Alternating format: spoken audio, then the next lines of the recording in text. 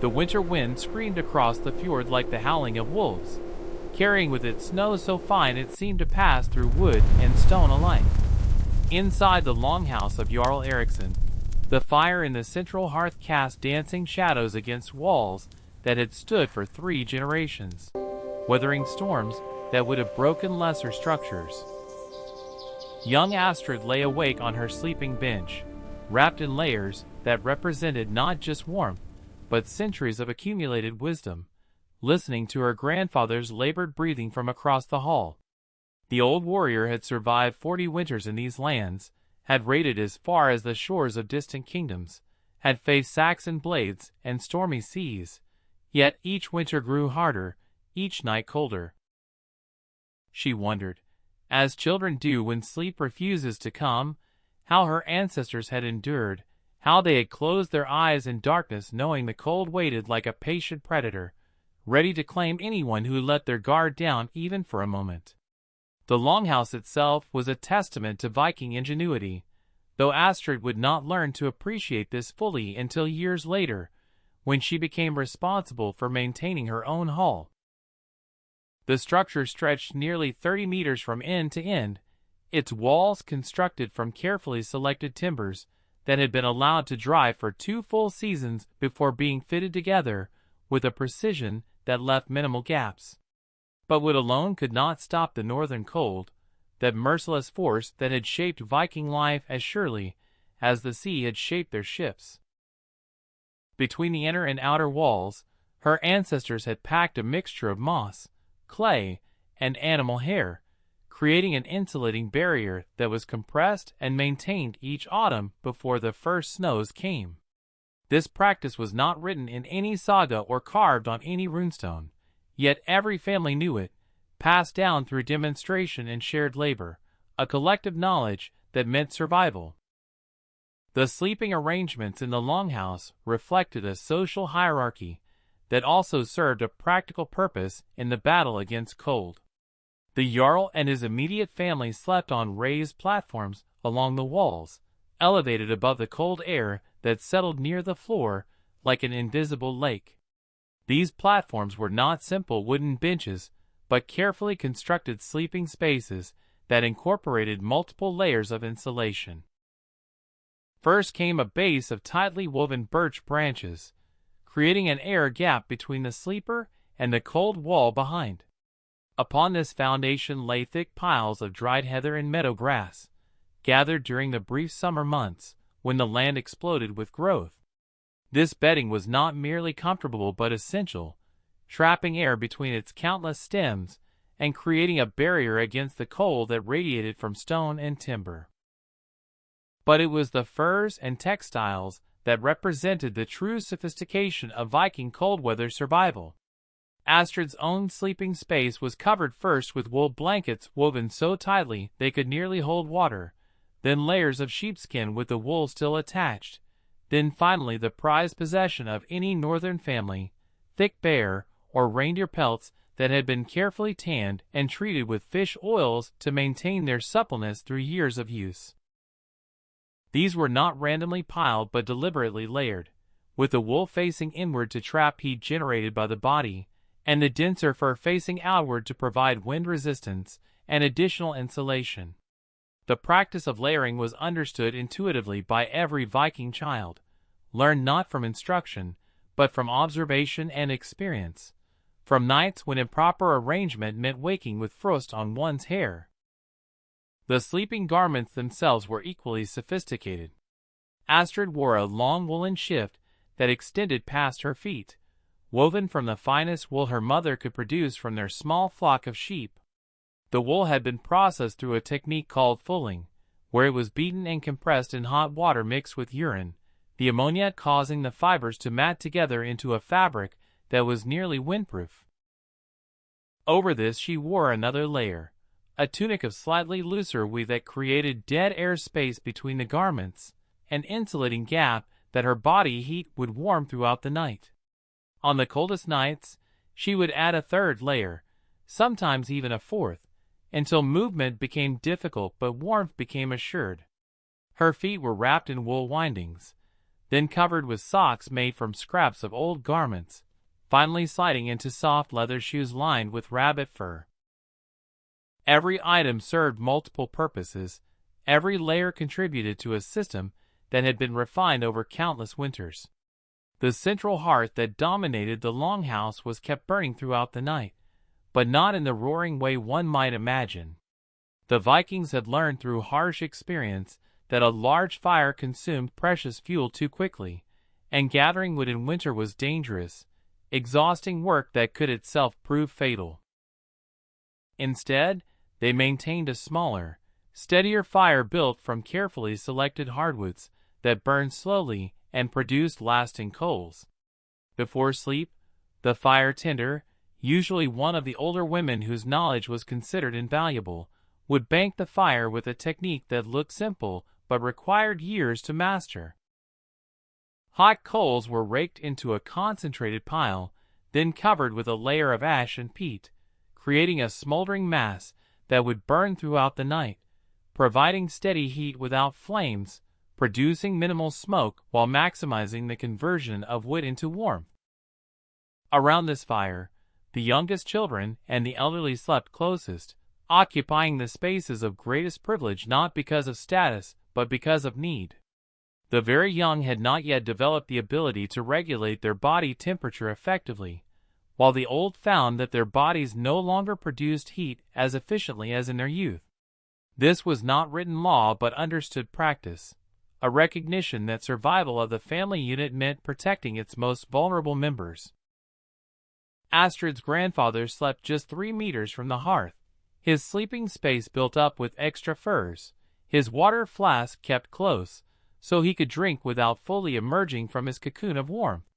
She could hear him now, his breathing rough from the smoke of 1,000 fires, yet steady, persistent, the breathing of a man who had refused to let winter claim him year after year.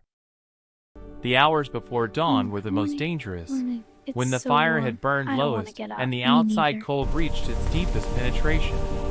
Astrid had been taught, as all children were taught, to sleep in a specific position that conserved heat most effectively.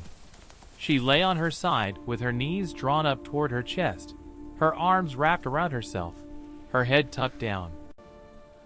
This posture, which modern scientists would later recognize as instinctive for mammals in cold conditions, minimized the surface area of her body exposed to the cold air and protected the vital organs of her core. The Vikings called it sleeping like a fox, because they had observed the winter habits of these cunning animals that somehow survived the same brutal conditions that killed livestock and, occasionally, humans who grew careless or unlucky. But sleeping position alone was insufficient against the kind of cold that could kill a person in their sleep. The true secret lay in what the Vikings called bed-sharing warmth, a practice that transcended the nuclear family and became a survival strategy for the entire household. In the sleeping area where Astrid lay, she was not alone. To her left slept her younger brother Ulf, just 7 winters old, and to her right her cousin Sigrid, who had come to live with them after her father was lost at sea. The 3 children slept under the same pile of furs, their combined body heat creating a microclimate that was significantly warmer than any of them could have achieved alone. This was not considered unusual or improper, but rather practical wisdom, the understanding that human bodies were themselves sources of heat that could be shared and multiplied through proximity. The adults employed the same strategy with equal practicality. Married couples naturally shared sleeping spaces and warmth, but even unmarried members of the household would sleep in closely arranged clusters, sometimes with a curtain or hanging for privacy, but always near enough that body heat could be shared. Elderly members, who no longer had spouses, would often sleep with grandchildren, a mutually beneficial arrangement where the child gained the security of an adult presence and the elder gained the robust heat production of youth. This interconnection of warmth was so fundamental to survival that the architecture of the longhouse itself was designed to facilitate it, with sleeping platforms arranged in rows along both walls, creating corridors of shared heat that ran the length of the hall. The animals too played their role in this carefully orchestrated system of warmth. At the far end of the longhouse, separated by a partial partition but still under the same roof, the family's most valuable livestock spent the winter. Cows, sheep, and goats that represented wealth and future sustenance were brought inside not just to protect them from predators and weather, but because their larger bodies produced substantial heat. A single cow, with its massive bulk and constant digestive processes, could raise the temperature of an enclosed space by several degrees. The Vikings understood this intuitively, though they could not have explained the thermodynamics involved. They knew only that winters when they had more animals were winters when the longhouse felt warmer, and this knowledge informed their breeding practices and their decisions about which animals to slaughter before winter and which to keep alive. The presence of animals inside the living space created other challenges, of course. The smell was powerful, a mixture of manure, urine, wet wool, and animal breath that would be overwhelming to modern sensibilities. But the Vikings had different priorities, different tolerances shaped by different necessities. They managed the situation through practical means.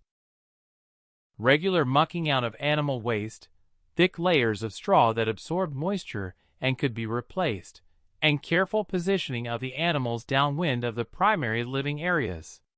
The smell, unpleasant as it might be, was infinitely preferable to freezing to death, and this calculation was made without debate or complaint. Survival did not accommodate squeamishness, and Viking children grew up understanding that warmth sometimes came at a price that had to be paid with reduced comfort in other areas. The longhouse itself functioned as a kind of collective organism during winter, with every member understanding their role in maintaining the warmth that kept everyone alive.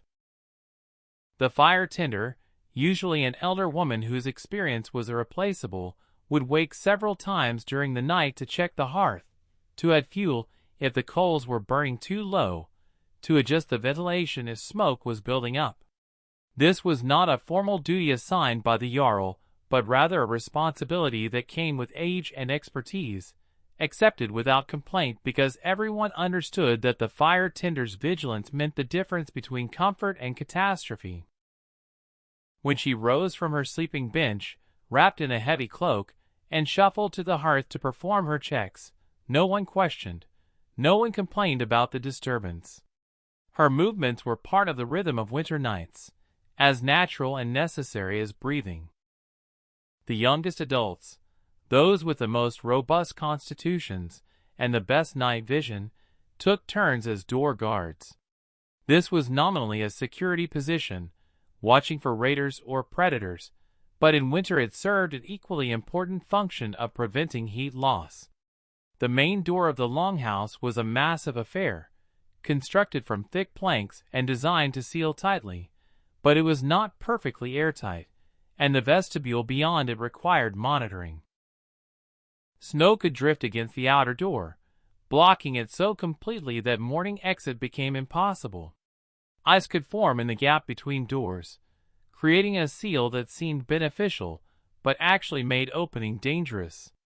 The guard's job was to check these conditions periodically, to prevent problems before they became emergencies, and to ensure that if someone needed to exit during the night, perhaps to relieve themselves in the designated area outside, the door system remained functional. Astrid knew all of this not because she had been formally taught, but because she had lived it, breathed it, absorbed it through the pores of her skin during her 12 winters of life. She knew that the hanging tapestries on the walls were not merely decorative, but served to create another layer of insulation, trapping air between the textile and the timber. She knew that the smoke hole in the roof was designed to be partially adjustable, open wider when the fire burned hot, and closed more tightly when the fire was banked, a balance between ventilation and heat retention that changed throughout the night.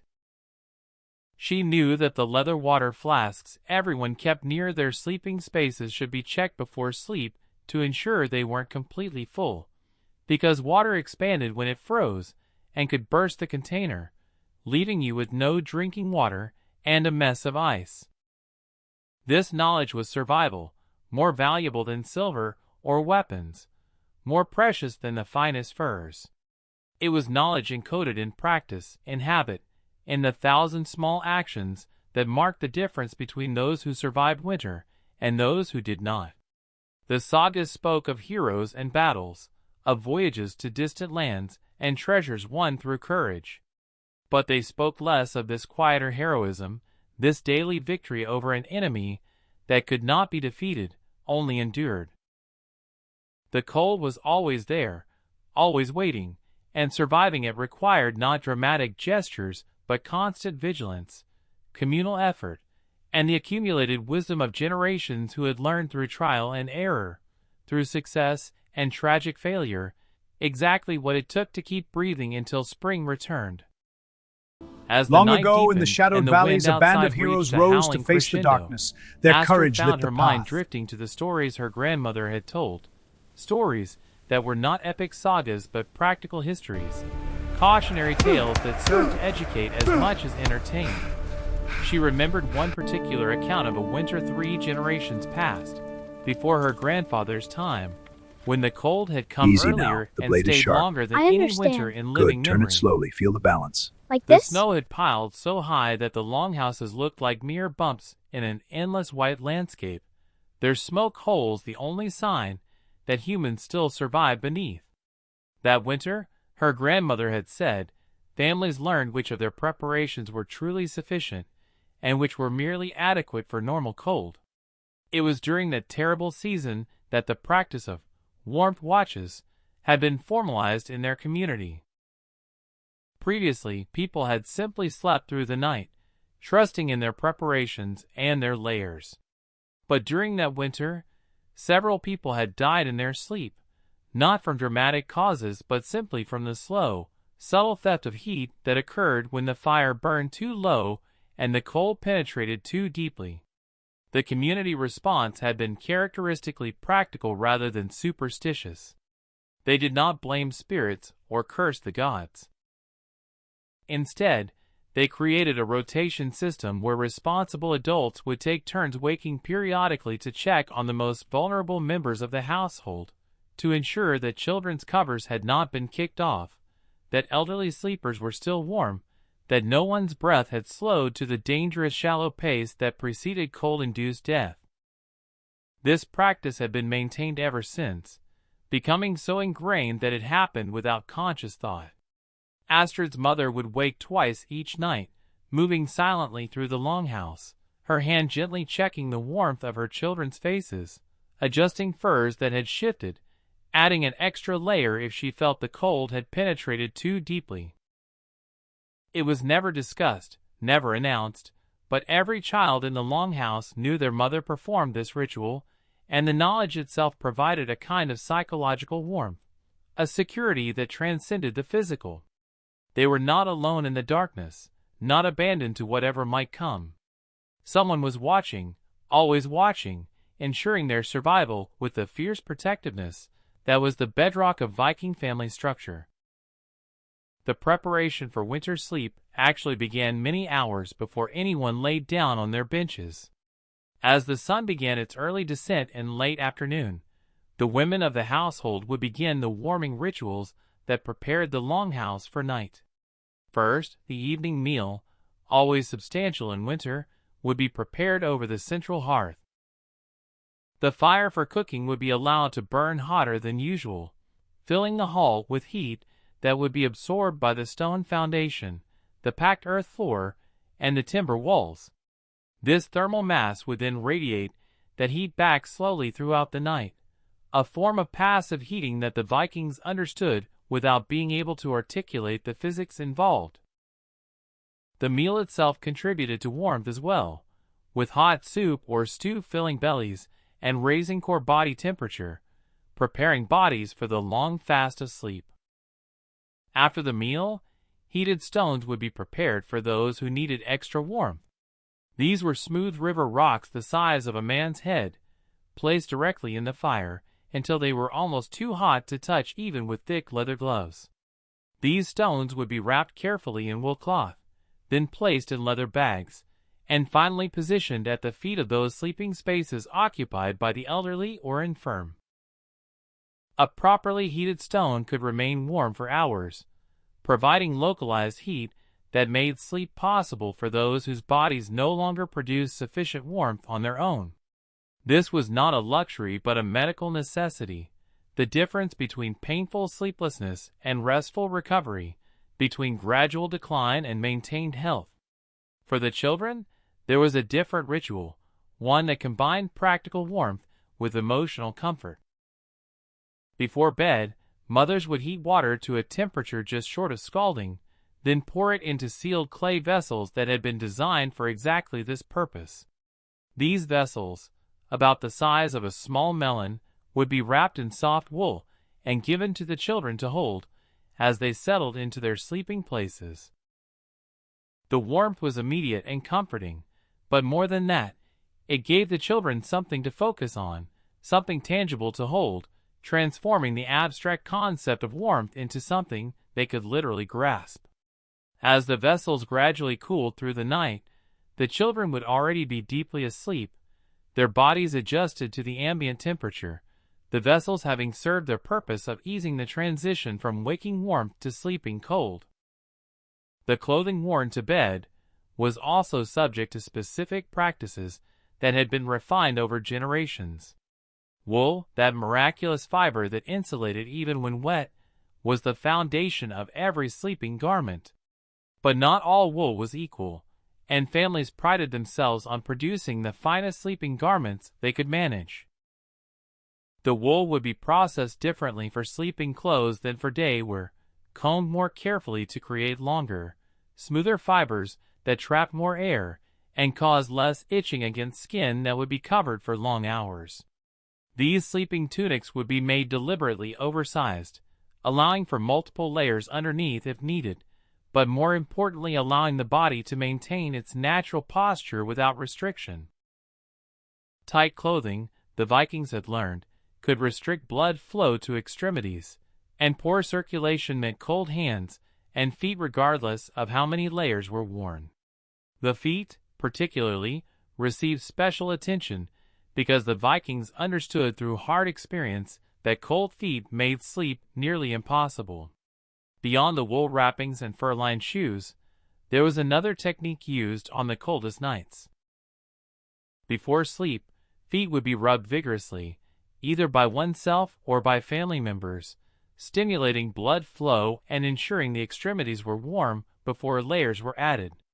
Sometimes this rubbing would include the application of animal fat, usually rendered bear fat or goose fat, which created an additional barrier against cold and helped prevent the cracking and splitting of skin that prolonged cold could cause. This might seem like a minor detail, but the Vikings knew that small wounds could become serious problems in winter, when healing was slower and infection more dangerous. The morning routine was equally important to survival, though in different ways. Waking in the coldest part of the night, just before dawn, was dangerous because the temptation was to remain in the warmth of the furs indefinitely. But the fire needed to be built up, the animals needed attention, and life needed to resume regardless of personal comfort. The Vikings addressed this through social obligation and practical incentives. It was the responsibility of the youngest able-bodied adults to rise first, to stoke the fire and begin warming the hall before elders and children emerged from their sleeping nests. This was considered an honor in its way, a demonstration of strength and capability, and young people took pride in being the first to brave the morning cold. Competition between siblings and cousins often centered on who could rise earliest, who could endure the initial shock of cold most stoically, who could get the fire roaring quickest.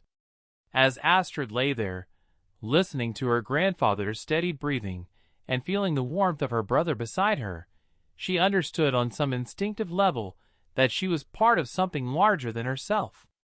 These practices, these techniques, these small acts of daily survival were not just about staying warm. They were about maintaining the bonds that made them a people, about ensuring that knowledge passed from generation to generation, about proving that humans could survive in a land that actively tried to kill them. The cold was their constant enemy, but in fighting it together, in sharing warmth and wisdom and vigilance, they became more than individuals. They became a community that could endure anything winter threw at them. The psychology of Viking winter survival was as important as the practical techniques, though the two were so intertwined that separating them was nearly impossible. Living through the long northern winter required not just physical preparation but mental fortitude, a kind of psychological endurance that had to be cultivated deliberately. The darkness itself was perhaps the greatest challenge, with winter days lasting only a few short hours and nights stretching endlessly like a black ocean in which one could easily drown. The Vikings combated this darkness not with denial, but with acceptance and adaptation, creating rituals and practices that gave structure to the shapeless hours and meaning to what could otherwise become unbearable monotony. The evening gathering around the hearth before sleep was one such ritual, serving multiple purposes beyond the obvious warmth. This was when stories were told, when the oral histories and legends that defined Viking culture were passed down, when children learned not just the words, but the cadence, the timing, the performance that made a story memorable. But more than entertainment, these story sessions served to bind the household together, to create shared experiences during a time when isolation threatened to fragment the community. Listening to the same stories, laughing at the same jokes, feeling the same emotions in response to well-worn tales, everyone in the Longhouse was reminded that they were not alone, that they were part of something larger and more enduring than the present cold. The sagas told during these sessions were carefully chosen, not randomly selected. Early winter stories tended to be longer, more complex, designed to fill the longer evenings before the true depth of winter set in. These were the tales of distant travels, of raids and adventures, of exotic lands where snow never fell, and the sun burned hot year-round. Such stories served a specific purpose. They reminded the listeners that the world extended beyond their frozen fjord, that spring would eventually come and with it the possibility of travel and adventure. As winter deepened, the stories changed, becoming more introspective, focusing on heroes who overcame challenges through patience and endurance rather than bold action. These were stories about waiting, about surviving, about finding meaning in stillness. By the darkest part of winter, the stories often turned to humor, to tales designed to make people laugh despite their circumstances, because laughter itself was a weapon against the psychological weight of endless darkness. The work continued even in the deepest winter, though it changed character. During the short daylight hours, men would venture out when weather permitted to check on the livestock housed in separate shelters, to hunt if conditions allowed, to gather additional wood from stores placed strategically before the first snows. But inside the Longhouse, different work dominated the long dark hours. Women and older children would spin wool, a task that required good light, and therefore was saved for the few precious hours around midday, when what passed for sunlight penetrated the small windows covered with translucent animal membrane. The spinning wheel's steady rhythm provided a kind of meditation, a repetitive motion that occupied the hands while the mind wandered, and the resulting thread would be woven into cloth as soon as sufficient quantities accumulated. Carving and crafting continued through the winter as well, with men working on everything from new tools and weapons to decorative pieces that would be traded when spring came. This work served practical purposes, but it also served psychological ones. Creating something, seeing a formless piece of wood or bone transformed into a useful or beautiful object, provided a sense of accomplishment and progress during a season that otherwise seemed static and unchanging. Children were encouraged to participate in these crafts according to their abilities, learning not just skills but patience, attention to detail, and the satisfaction that came from completing a task well. A child who could occupy themselves productively during the long dark hours was developing the mental resilience that would serve them throughout their life in this harsh land. Physical activity was deliberately maintained even when going outside was dangerous. The longhouse itself provided space for certain exercises, and on extremely cold days when venturing out was impossible, the Vikings would engage in indoor activities designed to keep blood flowing and spirits high. Wrestling was popular, particularly among younger men and boys, with rules and spaces designated to prevent damage to the longhouse or injury to participants. These matches were often accompanied by wagering and shouting, creating excitement and energy that counteracted the lethargy that cold and darkness could induce. Strength contests, using stones or logs kept inside for this purpose, allowed men to maintain their fitness and compete even when outdoor training was impossible. The diet during winter was carefully managed to support both physical warmth and psychological well-being. Preserved foods from the autumn harvest formed the backbone of winter meals: dried fish and meat, grain stored in sealed containers, root vegetables buried in pits beneath the longhouse floor where they stayed cold but not frozen. These staples were supplemented when possible with fresh game, though hunting in winter was difficult and dangerous. The evening meal was always the largest, deliberately so, because eating warmed the body from within and provided fuel that would burn through the night, maintaining body temperature during sleep. The Vikings understood that hunger and cold were allies that worked together to kill, and they combated both with the same determination. Fermented foods played an important role in winter diet, though the reasons were likely misunderstood at the time. Sauerkraut, fermented fish, and other preserved items through fermentation provided nutrients that were otherwise difficult to obtain during the dark months. The Vikings believed these foods provided strength and health, which they did, though they could not have known about vitamins or gut bacteria.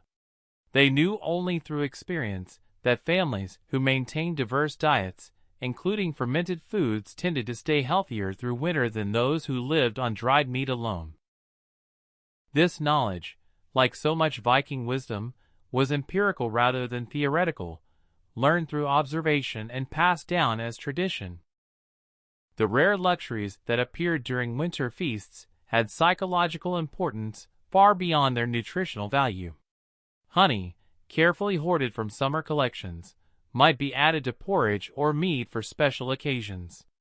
Imported spices, incredibly precious in the north, might flavor a festive meal.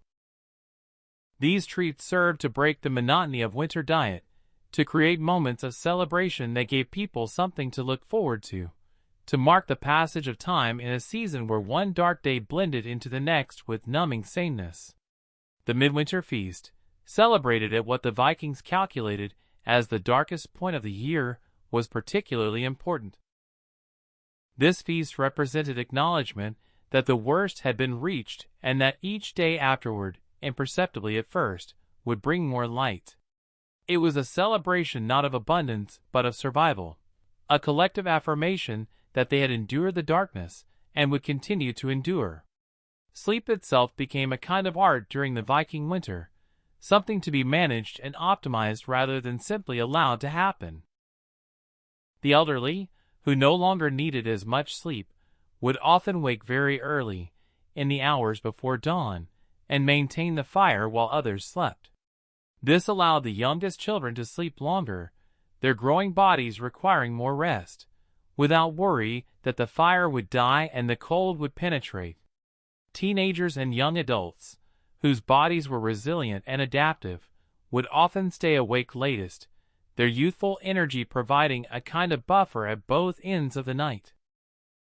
This age-based division of sleep schedules was not formalized or discussed but emerged naturally as families optimized their survival strategies. Dreams took on special significance during the winter darkness, when the boundary between waking and sleeping seemed thinner than in the active summer months. The Vikings believed that dreams could carry messages, warnings, or insights, and the long winter nights were considered particularly conducive to meaningful dreams. Whether there was any truth to this belief mattered less than the way it shaped behavior. People paid attention to their dreams, discussed them, tried to interpret their meanings. This practice kept minds active, encouraged introspection, and provided another form of entertainment and speculation during the endless dark hours. A vivid dream could fuel conversation for days, giving people something to think about and discuss beyond the immediate reality of cold and confinement. As Astrid's mind continued to wander in that space between waking and sleep, she became aware of the intricate web of survival strategies that cocooned her like the fur surrounding her body. The longhouse The itself flames was reveal our not just past a building and but a future. carefully The spirits engineered guide survival us. system. Then we are united. Every element serving multiple purposes, nothing included that did not earn its place through usefulness. The very layout of the sleeping benches reflected an understanding of heat dynamics that would not be scientifically described for centuries, but which the Vikings understood instinctively through observation and experience. Heat rose, cold fell, and the sleeping arrangements took advantage of these natural phenomena without needing to articulate the principles involved. The morning would bring its own challenges and rituals. Rising into the cold air was a shock that never fully diminished no matter how many winters one survived. But the Vikings had learned to manage this transition. The practice was to remain under the furs until hearing that the fire had been built up, feeling the temperature of the air around one's face begin to rise. Then, movement had to be deliberate and quick, emerging all at once rather than gradually, getting feet onto the floor and body upright before the cold could penetrate too deeply. Clothing for the day would have been brought to the sleeping bench the night before, allowed to warm under the edge of the furs, so that dressing did not mean pulling on garments stiff with cold. These small details made the difference between a miserable start to the day and a tolerable one. The first task for everyone upon waking was to check on others. This was so ingrained that it happened automatically, a kind of mutual welfare check that ensured no one had suffered during the night. Parents checked children, children checked grandparents, siblings checked each other. It was a moment of community affirmation, a daily renewal of the bonds that kept everyone alive.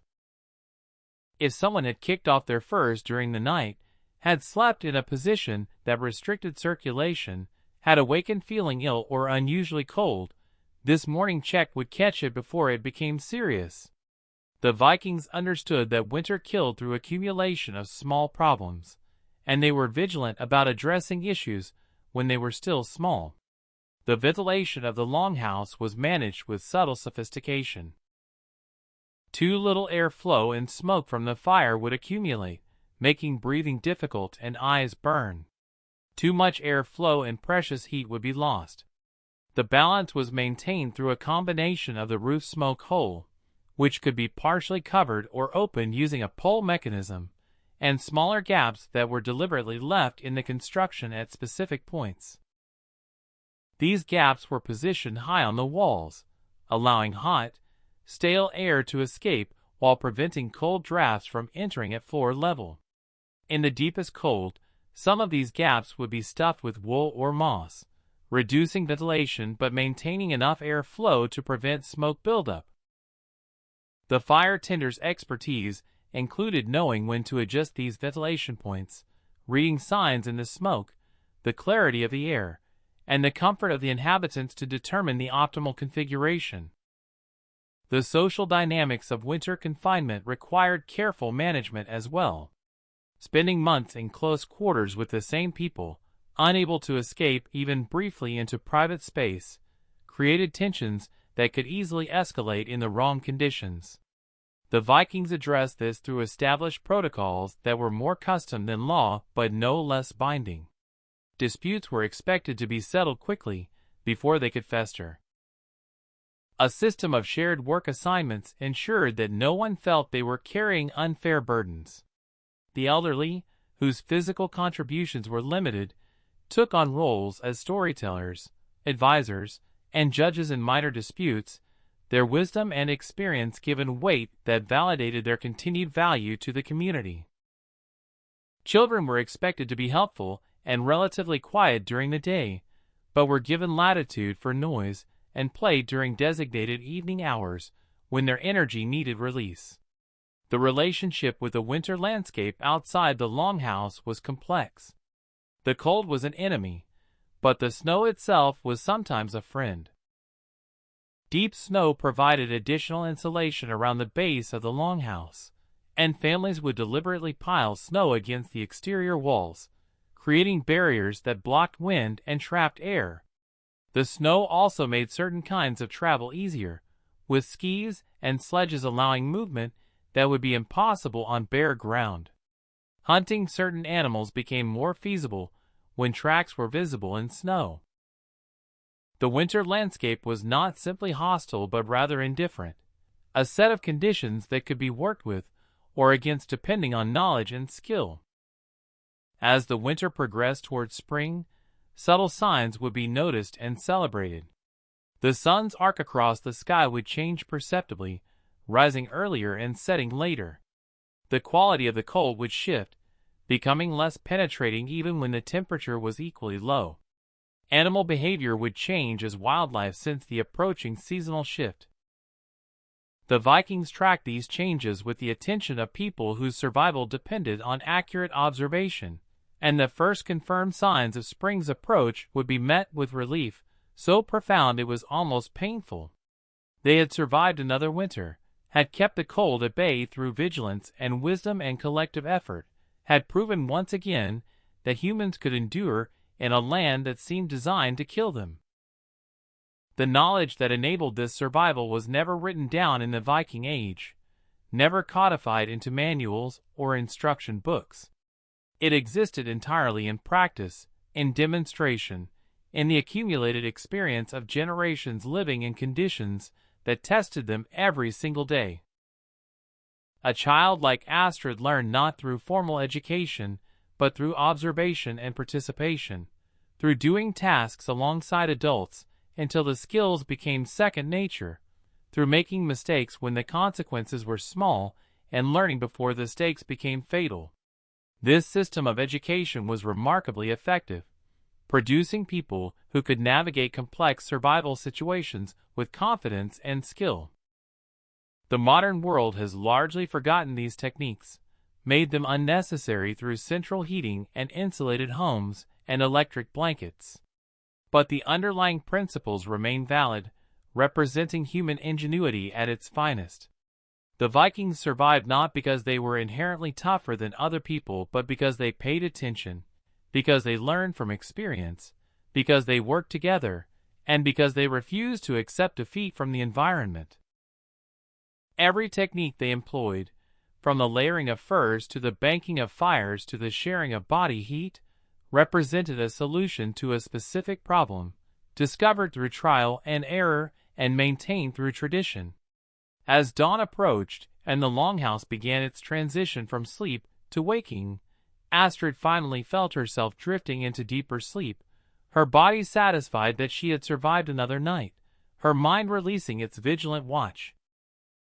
She was warm, surrounded by family, protected by layers of fur and wool and timber and moss, held safe by a structure that embodied centuries of accumulated wisdom.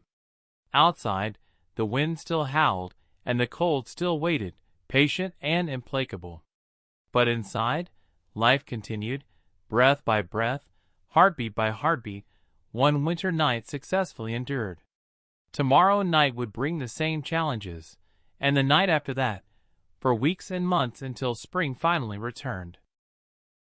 But she would face those nights the same way her ancestors had faced them, with preparation and community, and the fierce determination that defined her people. She was Viking, and winter would not claim her. Not tonight. Not ever. The cold could wait at the door all it wanted. Inside the longhouse, wrapped in wisdom woven from centuries of survival, surrounded by those who watched over her as she watched over them, she was safe. And that was enough.